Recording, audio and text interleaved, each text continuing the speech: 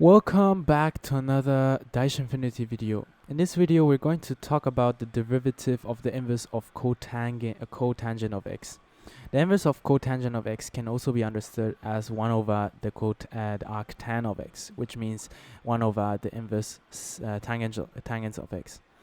So in this video, we're going to prove that the derivative of the inverse of cotangent, also known as arccotangent of x, is equal to minus 1 over the over x squared plus 1. Before we dive right in, we have to take in consideration the derivative definition of a function.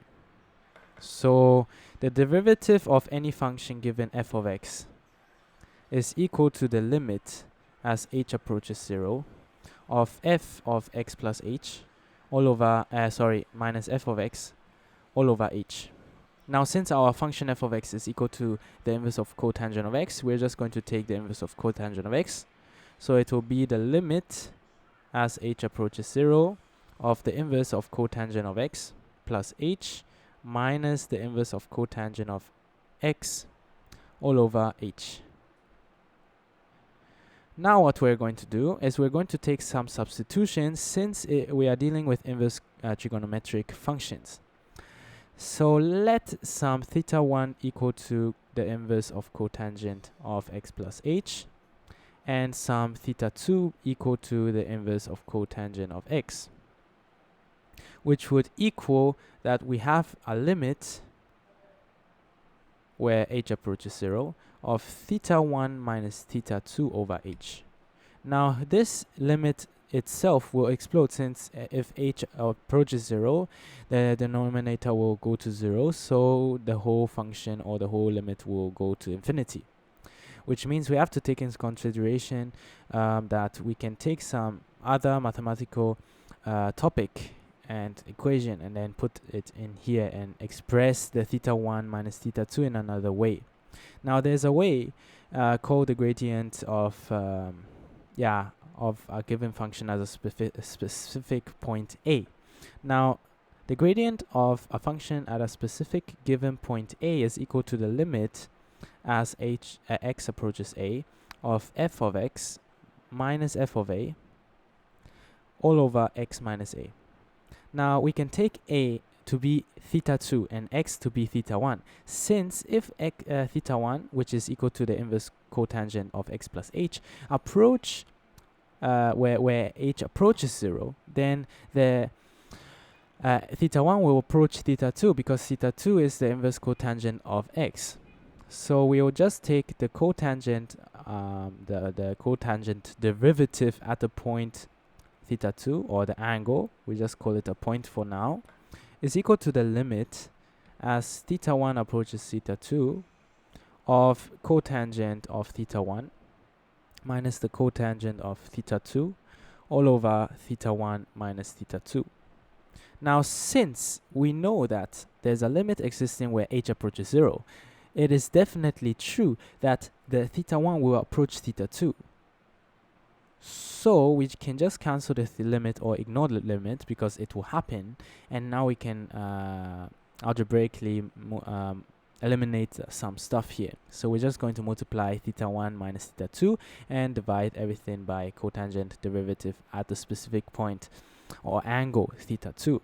So we just get that theta 1 minus theta 2 is equal to the cotangent theta 1 minus the cotangent of theta 2 all over the derivative of cotangent at the specific angle theta 2. Now, what is the cotangent derivative? The cotangent derivative at a specific point given x is equal to 1, is equal to the negative of cosecant squared of x, which means we can take x to be theta 2. So we just eliminate this one and take this one out, and we just take this one out and we just say minus cosecant squared theta 2. Now, first thing, we know that we have done the substitution that theta 1 is equal to the inverse cotangent of x plus h and which means that the cotangent of theta 1 is equal to x plus h. The same thing applies for here. Theta 2 is equal to the inverse cotangent of x, which means that the cotangent of theta 2 is equal to x. So we can plug the cotangent of theta 1 and theta 2 into this new expression. So we will have theta 1 minus theta 2 to be equal to x plus h minus x, so where the x's will cancel out, all over minus cosecant squared x. Theta 2. So it will be equal to h over minus cosecant squared theta 2. The last part we are going to do is we're going to try and express minus cosecant squared theta 2 in another way. Now, there's a saying that we know there's a trigonometric identity stating cosecant square theta is equal to, or we just take theta 2 for instance because our input is theta 2, is equal to 1 plus the cotangent square of theta 2. Now, what is cotangent theta 2? We just dealt with it, which is just equal to 1 plus x squared. So cosecant square theta 2 is equal to 1 plus x squared. So when we have a minus in front, then we would have a minus in front for the whole parenthesis here, 1 minus x squared, or x squared plus 1, using the commutative rule. Doesn't really matter. So here indeed we will get theta 1 minus theta 2 to be equal to h over minus 1 plus x squared. So we plug this whole thing into our new limit, which means that we have a limit as h approaches 0 of theta 1 minus theta 2 over h, which means we have a limit as h approaches 0 of h over minus 1 plus x squared times h. Cancelling the h out, and because it's now independent of h, we can cancel the limit and ignore the limit since it's a constant from the perspective of h, which will just equal to negative 1 over 1 plus x squared, or x squared plus 1. So now we have proven that the derivative of this function is indeed equal to negative 1 over 1 plus x squared. I hope you really like this video. Please like and subscribe, and we'll see us definitely in the next Daishinfinity video. See you.